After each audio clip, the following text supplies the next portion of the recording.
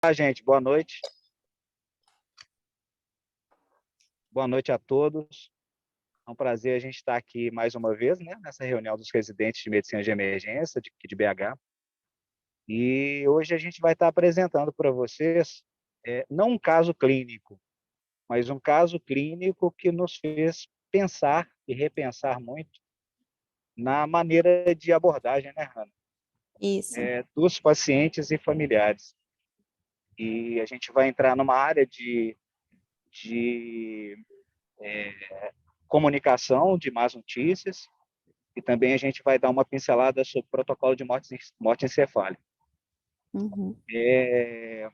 A gente está começando esse horário agora para que a gente não tenha atraso, né, e a gente consiga terminar também no horário. Vou passar a palavra para a Hannah, que é a nossa R2 de medicina de emergência lá do João. Bola sua, Hannah. Obrigada, doutora Armanda. Então, gente, boa noite. Meu nome é Hanna, eu sou R2 de Medicina de Emergência do João 23. E como o doutor Armando falou, a gente decidiu trazer um tema aqui, que é a comunicação de notícias difíceis, que vai ser um tema que vai ser abordado no Congresso, né, daqui a 2 semanas em Florianópolis. É um tema que eu acho muito interessante e muito importante também de ser abordado. Deixa eu compartilhar minha tela aqui com vocês.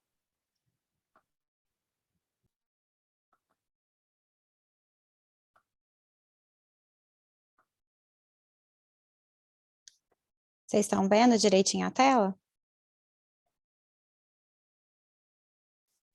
Certinho. Sim, Tá. tá ok. Então, tá bom. Então, vamos lá. Vou começar, então, falando de um caso clínico, né, que aconteceu lá no João, e o motivo que nos fez pensar em abordar esse tema aqui, né?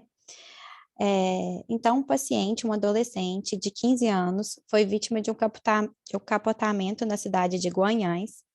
Quando o SAMU chegou para atender esse paciente, ele estava em Glasgow 3, ele foi prontamente entubado e encaminhado para o hospital de Guanhães. Lá foi observado um edema importante em região frontal, equimose periorbitária bilateral, uma torragia volumosa à esquerda e pupilas midriáticas fixas. Foi realizado exames de imagem e, devido à gravidade e complexidade do quadro, esse paciente foi encaminhado via transporte aéreo para o Hospital João 23. Durante o pouso, foi identificado que esse paciente estava em uma parada cardiorrespiratória, foi iniciada as manobras de ressuscitação e encaminhado esse paciente para a sala de reanimação, com essas manobras sendo feitas. Esse paciente teve um retorno da circulação espontânea em um torno de 15 minutos de manobras. Ele foi mantido em VM sem sedação, ele já estava sem sedação desde o hospital lá de Guanhães, foi iniciado na hora para ele e realizado novos exames no João, né? Uma TC de crânio que identificou o Marshall 3, né? Então, cisternas da base troncoencefálico estavam apagados, tinha um edema cerebral difuso, quarto ventrículo obliterado, presença de HSAT tempoparietal esquerda, hematoma tempo parietal esquerda também, e uma contusão frontal esquerda.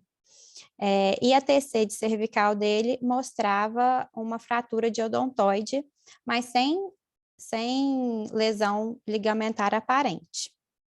No exame neurológico dele, uma ausência dos reflexos do tronco, e devido a esse quadro neurológico grave, né, não teve nenhuma proposta invasiva pela neurocirurgia, mas eles orientaram a manter o colar cervical nesse paciente, por causa dessa fratura de odontoide. Nesse meio tempo, né, de sala de reanimação até esse paciente ser encaminhado para o CTI pediátrico, alguém abordou essa família, né, a família desse paciente, dessa criança, e falou sobre o protocolo de morte encefálica, né, que ia abrir o protocolo de morte encefálica, e sobre a doação de órgãos, que talvez aquele já era o momento de começar a se pensar em doação de órgãos. E aí isso que fez a gente pensar em trazer esse tema para cá. Aí eu queria perguntar para vocês, se na opinião de vocês, vocês acham que esse era o momento adequado para falar com os pais do adolescente. Aí eu no site, sabe aquele site que às vezes que a gente usa aqui? Eu vou parar de compartilhar um pouquinho aqui a tela e mandar para vocês o link para vocês responderem aí. Só um minutinho.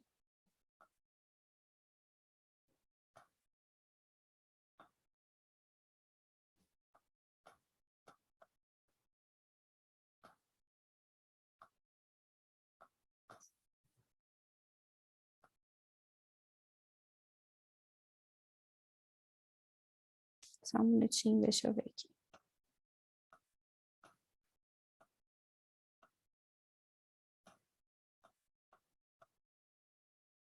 Se vocês quiserem responder... Ai, chat.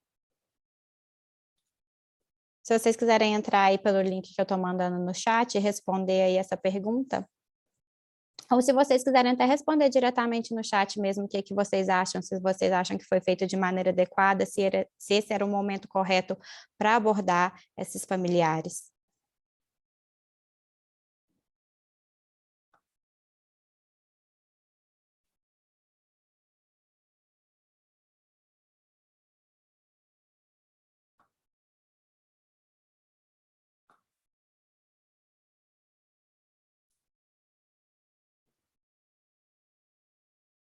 Então, a gente já tem algumas respostas aqui. 9 pessoas responderam que não. E aí, a próxima... Uma coisa que eu queria perguntar para vocês também. Então, se vocês passarem para o próximo slide do Mentimeter, quais palavras que a gente poderia usar para descrever a maneira que foi feita essa comunicação de uma notícia? Quais palavras que vocês usariam?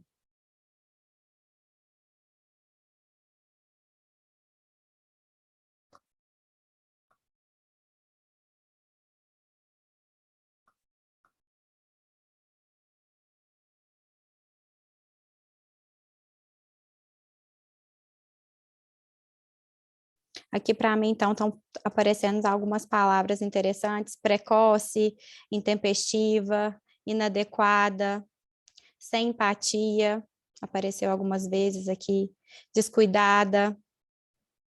Perfeito, excelente, gente.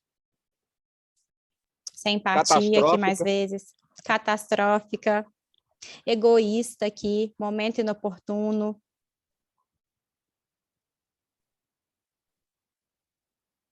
Ótimo, gente. Vou voltar a compartilhar aqui com vocês.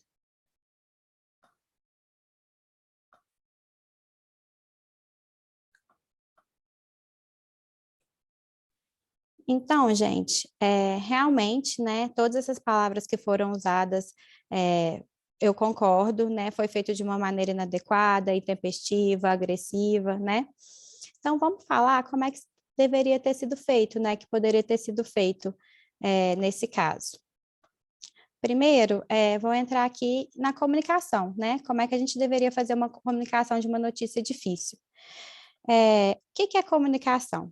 Comunicação, então, é um processo dinâmico e aberto que ocorre transmissão de informação de uma pessoa para outra, quando, então, essa informação passa a ser compartilhada entre ambas. Para que ocorra uma comunicação, então, a gente precisa ter pelo menos 2 pessoas, né? O emissor e o receptor. A gente pode dizer que uma comunicação só vai ser efetiva se o receptor entender por completo a mensagem que o receptor está passando, né? Então, a mensagem ela deve ser clara e objetiva. Ou seja, uma informação transmitida, mas não recebida, ela não foi corretamente comunicada.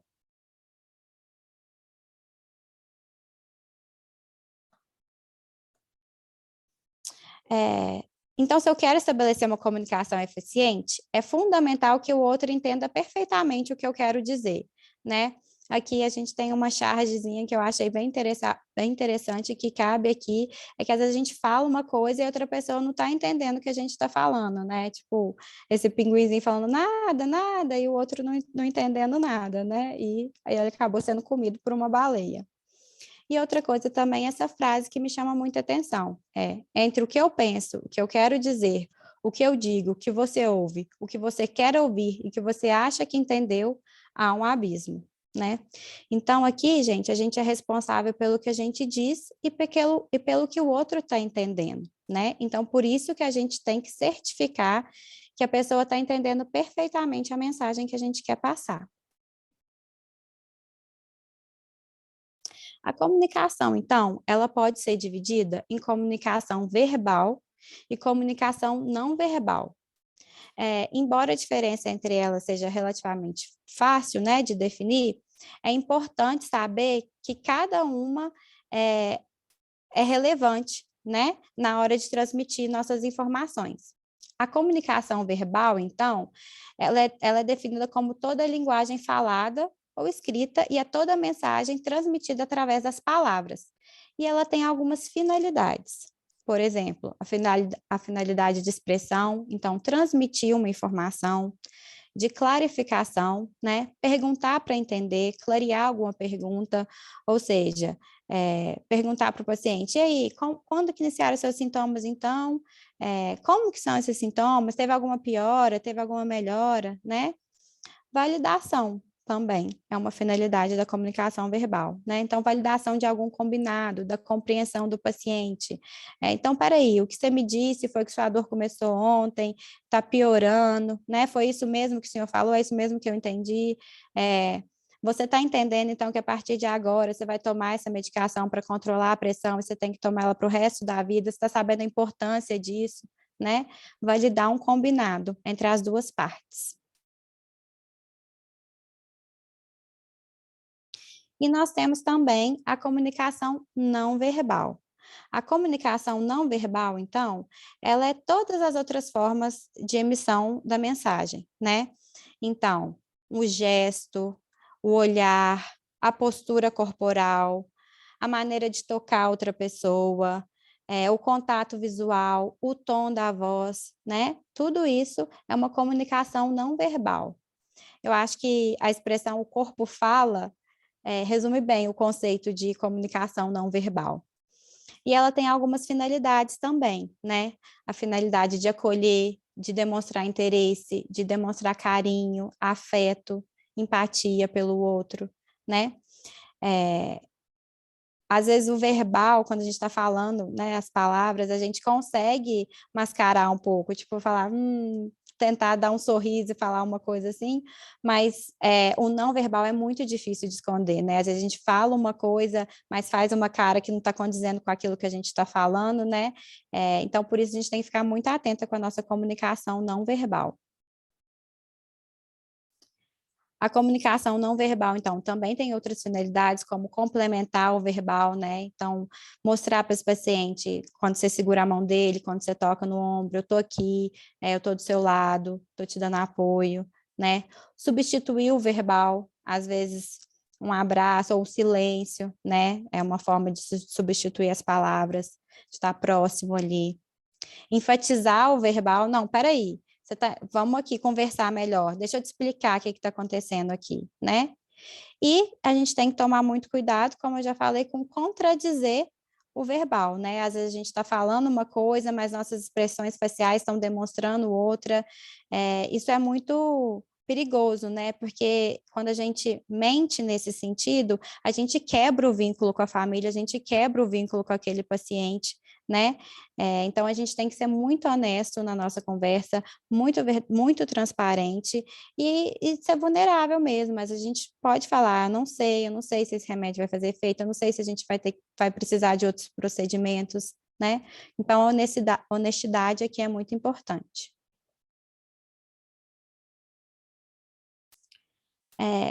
Para a comunicação acontecer, a gente tem algumas habilidades necessárias e importantes, né? Algumas pessoas já nascem com um dom de comunicação, outras não, mas isso é praticável. Aqui em casa, minha irmã, ela é super comunicativa, então ela me convence a fazer mil coisas. Eu não tenho tanto esse dom, sabe? Mas eu sei que a gente pode praticar, que a gente pode treinar, tem cursos. Eu acho importante a gente também, se a gente está inseguro, às vezes, nesse momento de comunicar uma notícia difícil para alguém, né? Acompanhar os preceptores as primeiras vezes, mas depois a gente também, como residente, tem que fazer, tem que tentar, porque é só assim que a gente vai aprender, né? Então é importante a gente praticar. Então, essas habilidades necessárias é a forma de expressar, né? Então, a gente tem que ser clara, objetiva, não ser muito prolixo, nem ser muito confuso, né? A gente tem que saber conduzir o processo, a gente tem que tomar cuidado, porque senão nossa conversa pode ir para um lugar que a gente nem espera e ficar tudo muito confuso ali, né? Então, é importante a gente tentar entrar com uma agenda e tentar seguir essa agenda, né? E uma escuta atenta e uma escuta interessada, né? Aqui tem essa frase de Goethe que fala que falar é necessidade, mas escutar é uma arte. Às vezes a gente escuta para responder a pessoa, a gente não escuta para compreender o que ela está falando. Então, a gente tem que tomar muito cuidado com isso, escutar de verdade o que o outro está falando, o que o paciente está falando, ou o que o familiar do paciente está te falando.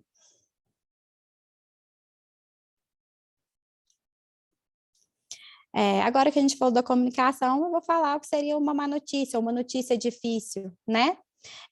A má notícia, então, ela pode ser compreendida como aquela que altera drástica e negativamente a perspectiva do paciente em relação ao seu futuro, né? Então, uma má notícia não é só um diagnóstico terminal ou a notícia de um falecimento. A má notícia, ela pode ser o diagnóstico de uma doença crônica, por exemplo, que vai impactar muito a vida daquele paciente. Falar para uma gestante que o filho tem uma malformação, talvez, porque para ela tinha uma expectativa muito grande em relação àquela criança, né? Falar para uma mulher de meia idade que ela tem uma suspeita clínica de esclerose múltipla, que isso vai alterar o futuro dela drasticamente, né? Então, não tem a ver só com o conteúdo, mas um impacto que ela vai causar na vida de quem vai receber. Acho importante também que falar que uma notícia difícil, ela também pode ser um diagnóstico dado no momento inoportuno, por exemplo. Falar para um pai um diagnóstico de uma angina instável, que ele tem que passar por uma angioplastia bem na semana de casamento da filha, por exemplo. Isso também pode ser uma notícia difícil. Então, tem essa frase aqui de Buckman, de 1992, que foi o criador do protocolo Spikes, né? Que fala: If we do it badly, the patients or family members may never forgive us. If we do it well, they may never forget us. Então, tá falando, se a gente fizer mal, os pacientes familiares talvez nunca nos perdoarão. E se a gente fizer bem, talvez eles nunca nos esquecerão. Tem vários protocolos para a gente dar más notícias. A gente decidiu trazer aqui o protocolo Spikes, que é um protocolo que é muito usado, né? E esse Spikes, então, foi criado por Robert Buckman em 1992, com o propósito de orientar profissionais da saúde no momento de comunicação de más notícias, principalmente para pacientes com câncer, né? E aí acabamos extrapolando e a gente utiliza para comunicação de notícias difíceis em geral. O protocolo, então, ele consiste em 6 passos, né? E eu vou falar um pouquinho de cada passo agora. Sabe-se que antigamente, né, verbalizar uma notícia, eles achavam, né, que poderiam interferir negativamente na manutenção de expectativa do paciente. Isso incentivou a ocultar muito as notícias do paciente. Não falava muito porque achava que o paciente não ia lutar, né, contra a doença, mas eles viram que isso está errado, né? Que falar honestamente e abertamente com o paciente sobre o diagnóstico dele deixa o diálogo entre o médico e o paciente mais esclarecedor e cria um vínculo melhor.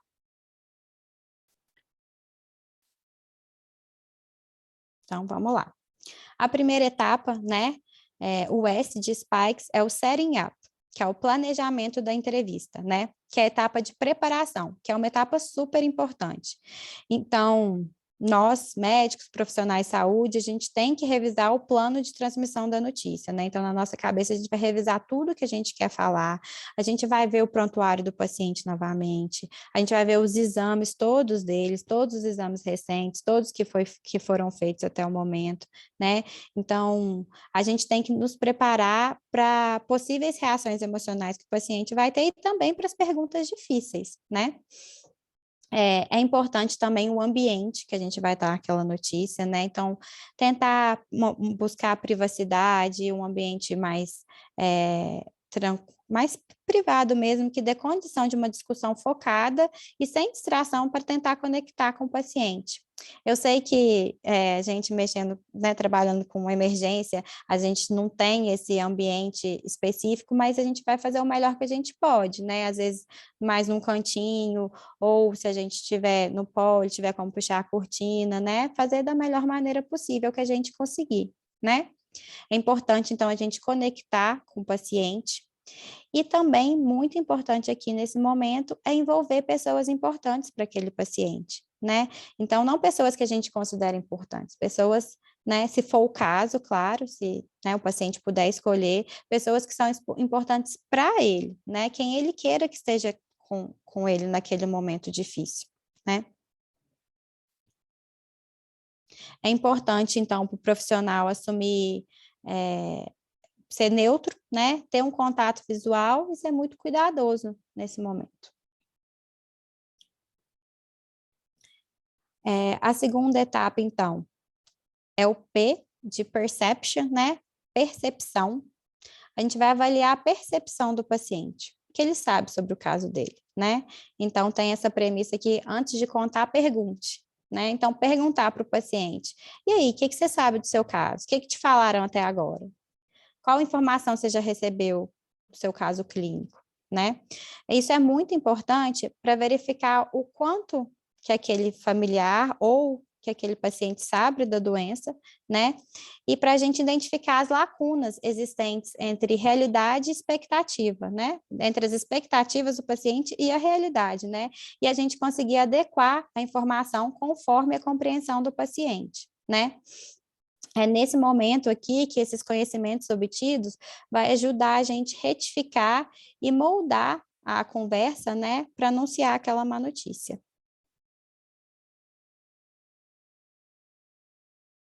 A terceira etapa, então, a gente tem o I, que é invitation, né?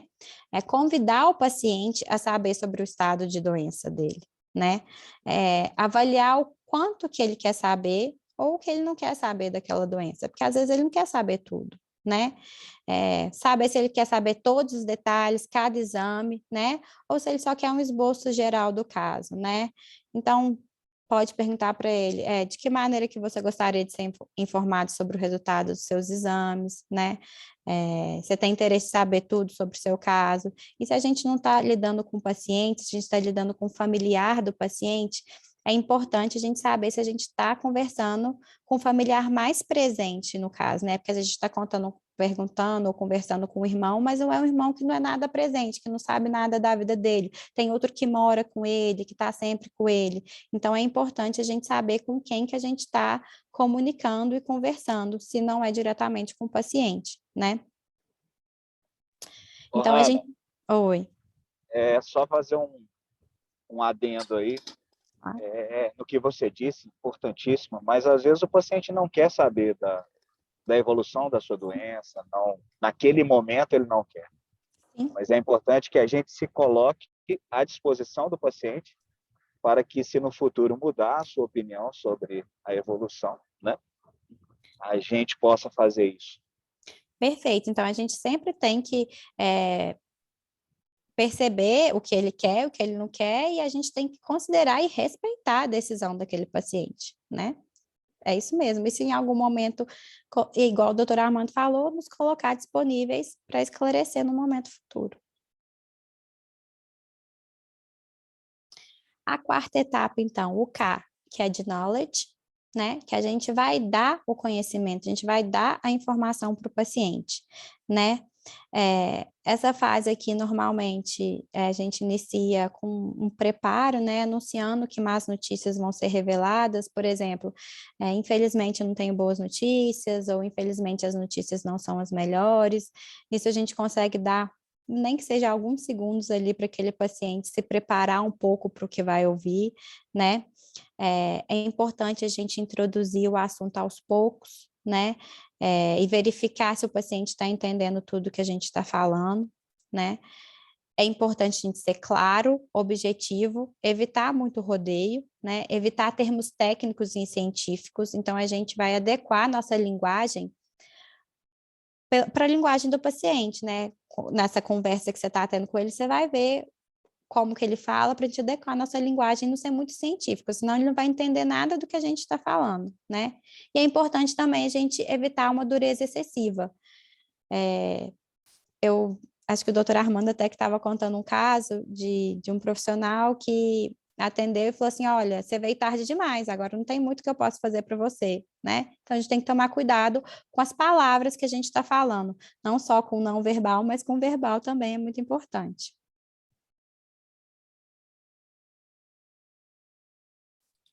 A quinta etapa é o E de emotions, né? Eu acho que essa etapa é uma das mais difíceis, né? Abordar as emoções. A reação dos pacientes, elas vão variar muito. Quando esse paciente recebe uma notícia, muitos entram em estado de choque, dor, chora, briga. É importante, então, o médico demonstrar apoio, o médico profissional de saúde, né? Demonstrar apoio, solidariedade e empatia. Eu acredito que esse é um dos maiores entraves na comunicação de uma notícia e tem um método mais útil para transmissão, que é chamado de resposta empática. São 3 etapazinhas, né? A primeira é ouvir e identificar a emoção experimentada pelo paciente. Se tiver dúvida do que ele está sentindo, perguntar, o que você está sentindo? Tentar compreender aquela emoção. Então, você vai observar uma ligação entre a emoção e o motivo que desencadeou, que na maioria das vezes vai ser essa notícia difícil que a gente está dando. E o terceiro, depois que você conceder um tempo para aquela pessoa expressar as emoções, a gente vai demonstrar sensibilidade pelo paciente. Eu entendo que essa notícia não foi fácil, eu entendo que essa notícia não era a notícia que você gostaria de receber, eu gostaria que ela fosse melhor. Então, demonstrando apoio, solidariedade, empatia. Depois que a gente externa essa empatia, os sentimentos vão ser validados. E o profissional está mostrando comoção e compreensão frente às reações do paciente, né? Então, é importante, a gente pode falar frases como percebo que essa notícia lhe entristece, te deixa triste, eu percebo que essa notícia te deixou com raiva, né? Para mostrar que o paciente, que a reação dele é compreensível. Essa frase aqui eu acho muito bonita também. Existe no silêncio uma tão profunda sabedoria que às vezes ele se transforma na mais perfeita resposta. Às vezes a gente fica incomodado com o silêncio, desconfortável com o silêncio, mas às vezes o silêncio é muito importante. Então, às vezes o paciente está bravo, está chorando muito, a gente não precisa ficar preenchendo aquele silêncio, só de estar do lado dele, confortando, encostando, pondo uma mão no ombro, pondo uma mão na mão, isso vai mostrar para ele que a gente está ali do lado, né, ajudando da melhor maneira que a gente consegue. E a sexta etapa e última é a estratégia e resumo, né, que é Strategy and Summary. O profissional, então, vai abordar um plano de tratamento depois de realizar um resumo de tudo que foi comunicado para o paciente. Então, resume rapidamente o que você falou, né, de maneira clara, objetiva, como já foi falado, e fazer uma proposta de tratamento ou segmento. É importante aqui a gente compartilhar decisões e responsabilidades com aquele paciente ou com aquele familiar, né? Isso, quando a gente compartilha essas decisões com o paciente, a gente está valorizando a autonomia e individualidade dele. E a gente tem que certificar que os próximos passos vão ser cumpridos. Então, orientar o paciente o que vai fazer seguinte, ou orientar o familiar o que deve ser feito seguinte, se for um caso de óbito, por exemplo, né, falar que vai vir a psicologia ajudar, falar o que tem que ser feito. E é interessante também, né, nessa conversa, assim, se possível, quando possível, associar a equipe multidisciplinar. Então, o protocolo ele pode ser finalizado com um plano claro das próximas decisões e das obrigações que ambos irão cumprir e executar. Aí aqui eu trouxe o protocolo paciente, né, que é um protocolo feito em concordância com a realidade brasileira e é baseado no protocolo SPIKES. É muito parecido, né? O P, então, desculpa. O P é preparar-se, né, que é o S de setting up do SPIKES.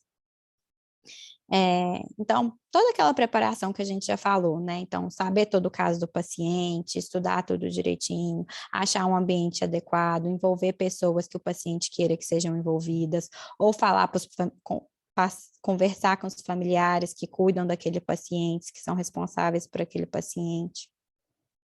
O A é avaliar o quanto o paciente sabe, que é o P de perception, né? Avaliar o conhecimento do paciente, o que já foi dito para o senhor ou para o familiar, o que você sabe do seu quadro.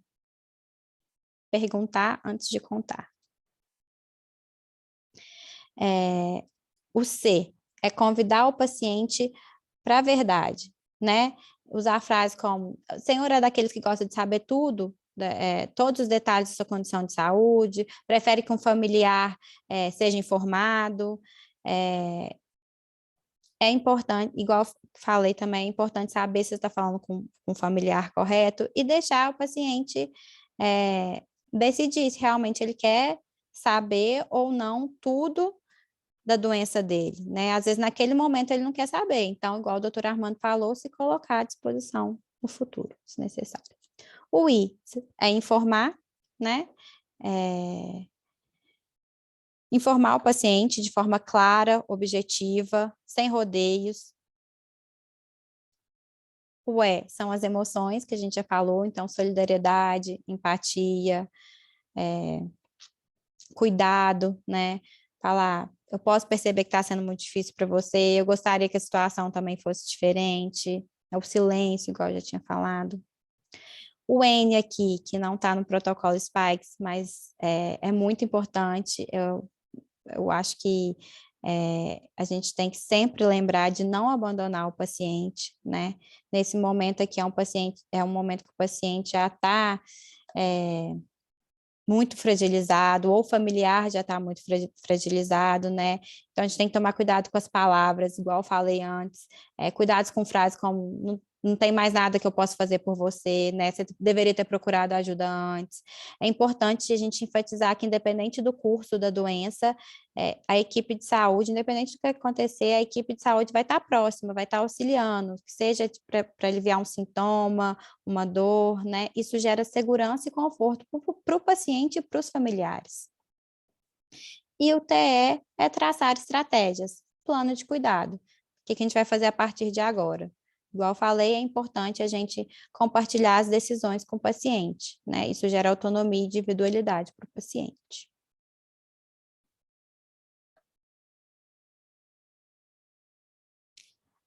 Agora, eu vou entrar aqui um pouquinho no protocolo de morte encefálica, para a gente associar isso ao caso que eu falei mais cedo. O que é a morte encefálica, então? De acordo com a resolução do CFM, a perda completa e irreversível das funções encefálicas, definida pela cessação das atividades corticais e do tronco encefálico, caracteriza a morte encefálica e, portanto, a morte da pessoa. E quando que a gente vai suspeitar, então, da morte encefálica? Em AVC hemorrágico ou isquêmico, TCE, outras situações que possam determinar hipertensão intracraniana, como, por exemplo, infecções do sistema nervoso central, tumores do sistema nervoso central, encefalopatia hipóxia isquêmica após PCR, são alguns momentos que a gente pode suspeitar. Para abrir o protocolo, então, a gente tem algumas etapas para se seguir, né? Eu vou falar rapidamente. A primeira etapa, então, são os pré-requisitos, que são extremamente importantes. A gente tem que ter a presença de lesão encefálica de causa conhecida, irreversível e capaz de causar a morte encefálica. Tratamento e observação em ambiente hospitalar pelo período mínimo de 6 horas. Quando a causa quando a causa primária do quadro for encefalopatia hipóxia isquêmica, esse período de tratamento e observação tem que ser de no mínimo 24 horas. A gente tem alguns parâmetros fisiológicos mínimos, então, temperatura corporal acima de 35 graus, saturação arterial de oxigênio acima de 94%, pressão arterial sistólica igual ou acima de 100, ou pressão arterial média igual ou acima de 65 para adultos. E também, outro pré-requisito é a ausência de fatores tratáveis que possam confundir o diagnóstico de morte encefálica e ou situações que possam confundir ou impedir a instauração do protocolo de morte encefálica. Por exemplo, distúrbio hidroeletrolítico, ácido básico, intoxicação exógena grave, hipotermia menos que 35 graus Celsius e fármacos com ação depressora do sistema nervoso central. Aqui, então, tem uma tabela com os principais fármacos depressores do sistema nervoso central e o intervalo de tempo da suspensão do uso até o início da determinação de morte encefálica. A segunda etapa, então, são 2 exames clínicos que a gente tem que fazer, né? Tem que ser feito por 2 médicos diferentes e tem que ter um intervalo mínimo de 1 hora entre cada exame clínico em pacientes com idade acima de 2. Em pacientes menores, tem um tempo maior, que é de 12 a 24 horas.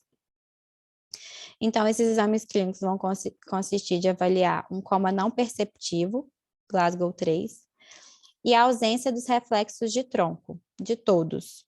Reflexo motor, fotomotor, o reflexo pupilar, reflexo córneo-palpebral, reflexo óculo-cefálico, que é o do olhos de boneca, resposta vestíbulo-ocular e o reflexo de tosse.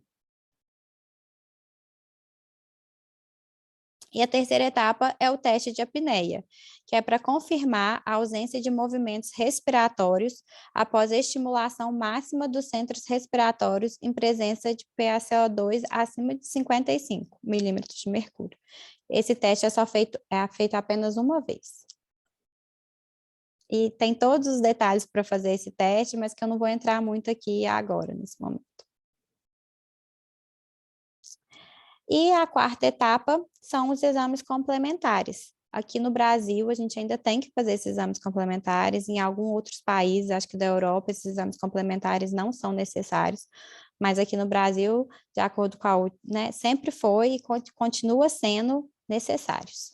Então, para confirmar a ausência de atividade encefálica, eles são feitos para confirmar a ausência de atividade encefálica, caracterizada pela falta de perfusão sanguínea encefálica, de atividade metabólica encefálica ou de atividade elétrica encefálica. E os exames que podem ser feitos são esses: arteriografia cerebral, Doppler transcraniano, cintilografia cerebral. Esses 3 são prova de fluxo e o eletrocefalograma é uma prova metabólica de atividade elétrica.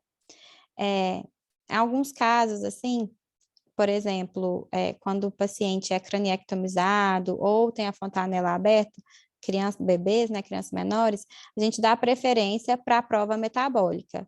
E depois da correção de fatores tratáveis, como distúrbios hidroeletrolíticos, hipotermia, efeito de medicamentos depressores do sistema nervoso central, dá-se a preferência a exames complementares que avaliam o fluxo sanguíneo cerebral. Mas se só tem, por exemplo, o eletrocefalograma, pode-se fazer o eletrocefalograma, mas a preferência seria fazer algum desses outros que avaliam o fluxo cerebral.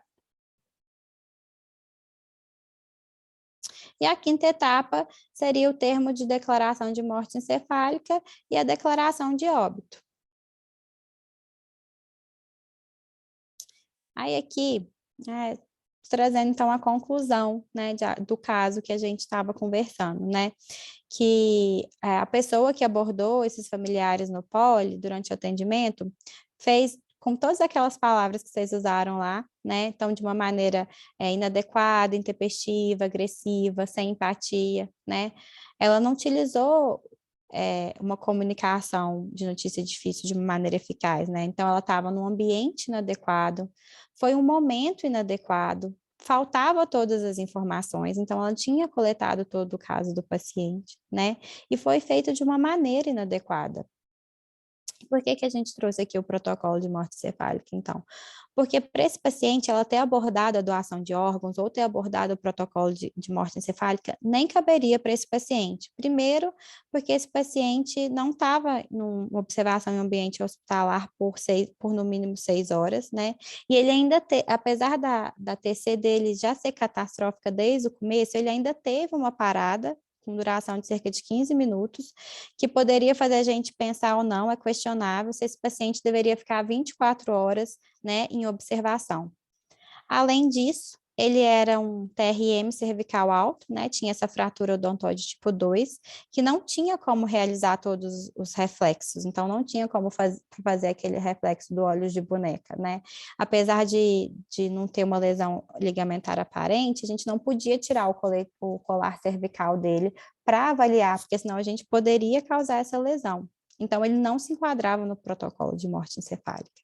Então, essa pessoa, ela pode ter causado danos irreparáveis, né, irreversíveis na vida desse paciente, desses familiares.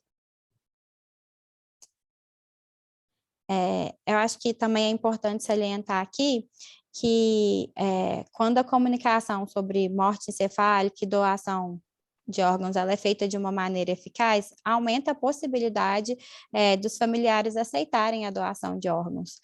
O Dr. Frederico Brus me passou uns artigos interessantes que depois eu posso até mandar lá no grupo falando disso, né? Que quando tem uma comunicação eficaz, ajuda os familiares a aceitarem a doação de órgãos para os pacientes. Acho que é isso que eu tinha para falar. Doutor Armando, você quer acrescentar alguma coisa? Queria parabenizá-la pela apresentação e perguntar se alguém tem alguma ponderação, alguma pergunta, né, a ser feita, ou para mim, ou para a Hannah. Gostaria de acrescentar alguma coisa também?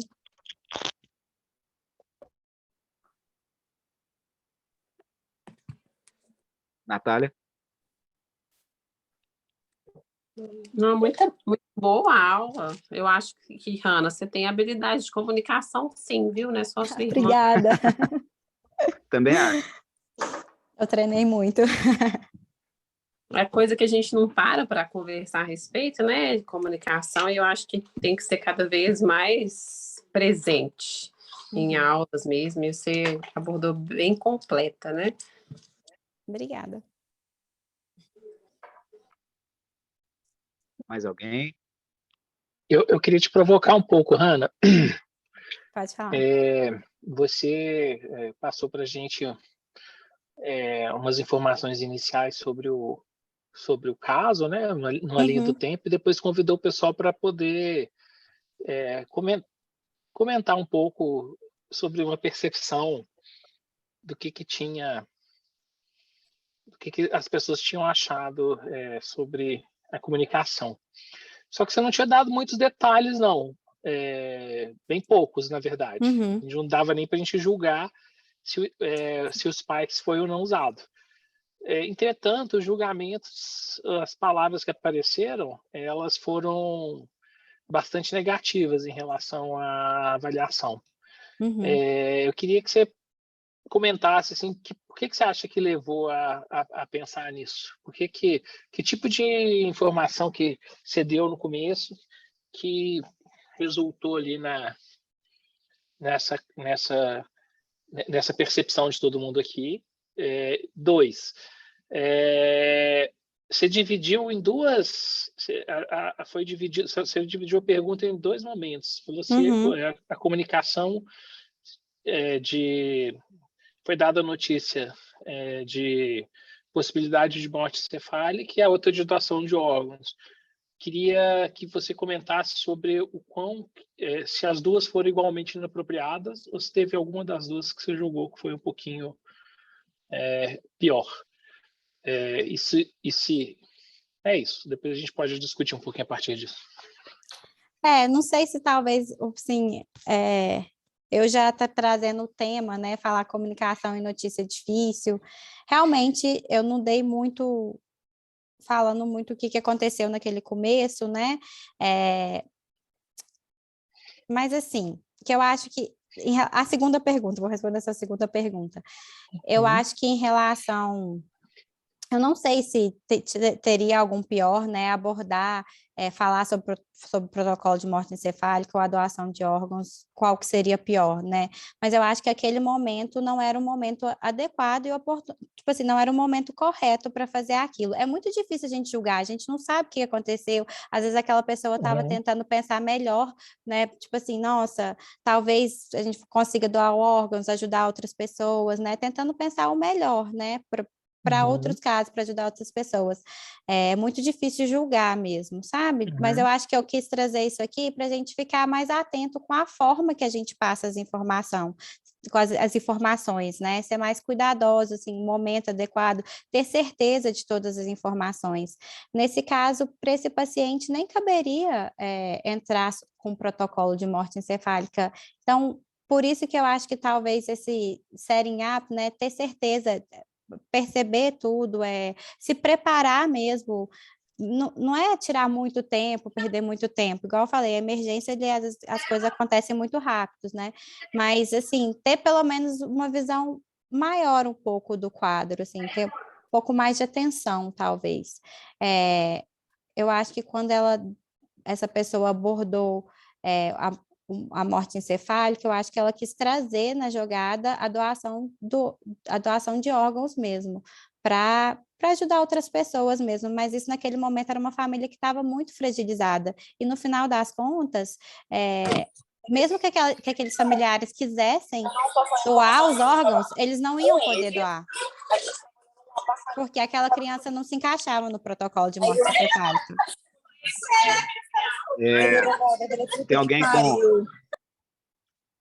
Tem alguém com o microfone aberto aí. Eu acho que resolveu.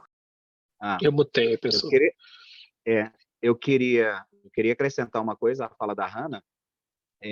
A gente chamou muita atenção esse caso para a gente, né, Hannah? Não só para nós dois, mas para a equipe toda, quem participou disso, porque foi uma pessoa que abordou a família na ida da tomografia para o pólio.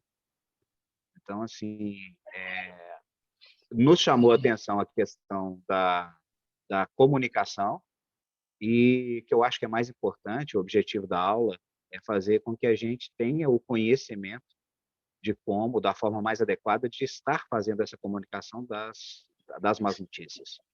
E que é necessário, a questão da morte encefálica, né, Léo? O grupo de pacientes que vai para a doação de órgãos é apenas um pequeno grupo daqueles que passam pelo protocolo, né? É necessário fazer o protocolo para que haja doação, mas nem todo, aliás, a grande minoria, né, dos pacientes que passam pelo protocolo de morte encefálica vão para a doação. E é importante a gente conhecer também as duas coisas, né? O protocolo de morte encefálica e ter esse cuidado em informar. O objetivo mais da nossa aula foi realmente isso. Fazer com que haja uma motivação para que a gente aprenda o protocolo, saiba quando utilizá-lo, mas principalmente saiba se atentar para a maneira correta de lidar com as más notícias, com parentes, com o próprio paciente. Eu acho que esse foi mais o objetivo. E assim, infelizmente a criança foi um quadro catastrófico, né? Neurológico, trauma extremamente grave, a criança veio a falecer. E nos chamou a atenção para a aula, principalmente essas duas questões. A notícia sendo dada de uma maneira intempestiva, num local que não era adequado, de uma maneira não adequada, e sendo pontuado a respeito do protocolo de morte encefálica para doação, sem que o protocolo pudesse, inclusive, ser aberto mediante o trauma raquimedular da criança. Sim. Interessante, né, que vocês já acrescentaram aí uma série de elementos assim que faz a gente realmente achando que a gente começa a entender mais por que marcou tanto, né, esse caso. E é que a Fernanda, né, do HC está comentando que preparação envolve o local, né, a gente tentar a história da comunicação adequada precisa às vezes de um lugar adequado ou o mais adequado que a gente pode ter, né, às vezes a gente não vai conseguir ali um espaço, mas se a gente encontra um momento melhor, mesmo às vezes no corredor, no canto, se a gente tem esse cuidado até de falar isso, olha, queria te dar essa notícia no outro lugar, tudo, de ter essa empatia, né? Ô, Hannah, eu te provoquei porque é o seguinte, a gente, você falou muito de empatia, né? Falou de Uhum, empatia, de se colocar no uhum, lugar do outro, de colocar no compaixão, e aí é muito oportuno da gente pensar nisso, né? Que a gente julga fácil, com né? A certeza. gente, né? E a gente às vezes faz o julgamento sem ter acesso a todas as informações para virar e para fazer. Então, aproveitando essa oportunidade, né? Uhum, Nós estamos falando aqui de uma coisa muito complexa, né? A gente tem que respeitar o complexo, né? E uhum, a outra, que é a história que eu acho que aí acho que eu aprendi assim compartilhar um pouquinho mesmo. uhum. Talvez a morte cefálica seja mesmo o momento em que o emergencista vai ser mais contundente de falar de má notícia, porque acho que quem trabalha com trauma vai, de uma forma geral, vai conviver muito com isso, né? Que a pessoa sai bem de casa e de repente acontece alguma coisa e não tão preparadas de uma forma geral. Mas a morte cefálica é muito marcante, né? Para a gente, porque na minha memória aqui, as piores notícias que eu já dei foi em relação a mortes cefálicas, né? Para a família e tudo, as que mais me marcaram na minha vida, sem dúvida foram essas. E que a morte cefálica, ela misturar a notícia da morte cefálica com a notícia da doação, a gente não deve fazer. Então, assim, uma discussão prática aqui. Porque a morte encefálica seria o espectro final do coma. Então, ela tem se você, né, constrói esse diagnóstico, ele às vezes pode ser, não nesse caso, porque tinha uma série de peculiaridades, né? Você constrói esse diagnóstico até mais precoce, se você tivesse cuidado de construir, você está falando de prognóstico, você está falando assim, olha, é um coma muito grave, você vai ali construindo, né? O paciente às vezes a família vai perguntar. Isso é uma coisa, você está falando de gravidade, prognóstico. Quando você fala de doação, contamina a confiança, né, na sua legitimidade de falar da gravidade, porque as pessoas ficam no imaginário que você já está querendo alguma coisa com isso, né? Você já está ali pensando nisso. Então, acho que os Spikes e outros protocolos falam muito isso, né? Você quer construir, porque você tem que construir com franqueza, né? Então, faz parte ali daquela franqueza, quando você vai falar do coma, né? Essa coisa pode aparecer na conversa. Então, por isso que eu quis reforçar isso, que eu não conseguiria falar, que não ia falar assim que está errado falar em morte encefálica, dependendo da conversa, mas está errado falar de doação, sabe? Tá assim, eu consigo dizer, assim, com um certo grau de propriedade, que falar de doação, você precisa estar muito mais avançado que você falar de morte cefálica, né? Então, acho que essa é uma coisa que a gente tem que ter muito cuidado para falar de doação, e para falar de morte cefálica, você vai construir um pouco mais acho que dá para construir isso um pouquinho mais. Mas é isso. Eu acho que quando você consegue ter essa comunicação verdadeira, né, até para você, Uhum. quando você chega nesse momento de abordar a doação de órgãos, se você fez esse vínculo com familiares, a chance de ter essa doação de órgãos é muito maior, né? Então, assim, Uhum. por isso que tem Sim, que ser feito de uma maneira muito adequada mesmo. E algo exatamente. que vai sendo construído com o tempo, né? É É. importante, inclusive, não só relacionado ao protocolo de morte cefálica, mas o atendimento na emergência. É importante, se você tiver um tempinho de ir lá, conversar com a família, olha, infelizmente o suplemento de oxigênio que a gente colocou não está funcionando, vamos tentar colocá-lo agora numa VNI, vamos ver se melhora a saturação. Excelente. É importante essa questão do momentum, né? da evolução do processo, e estar deixando a família ciente de que você está ali tentando a cada etapa o que é melhor para o paciente, né?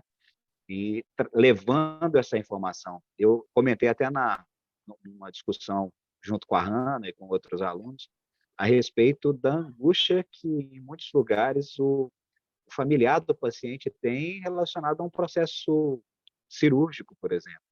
Às vezes, uma cirurgia extremamente longa, a família fica numa sala aguardando ali. É claro que a gente tem vários hospitais, protocolos para que isso não aconteça, né? Mas a família às vezes fica 4, 5, 6 horas, o paciente sai da cirurgia, vai para a observação e às vezes ninguém vai lá informar a família, olha, correu tudo bem, está na sala de observação, daqui a pouco ele vai ser liberado para o quarto. Então, é importante que tenha esse cuidado, né? E que se defina fluxos para isso, né? Não só no bloco, como eu citei, mas na emergência, que é o nosso escopo aqui, a gente tentar fazer isso. Muito bem. Mais alguma colocação de alguém? Alguma pergunta? Bom, então queria agradecer a presença de todos, né? Mais nessa reunião, aguardando ansiosamente a reunião do mês que vem. Um abraço, boa noite a todos. Ana, mais uma vez, obrigado pela brilhante apresentação. Tá? Obrigada, gente. Boa noite para todo mundo.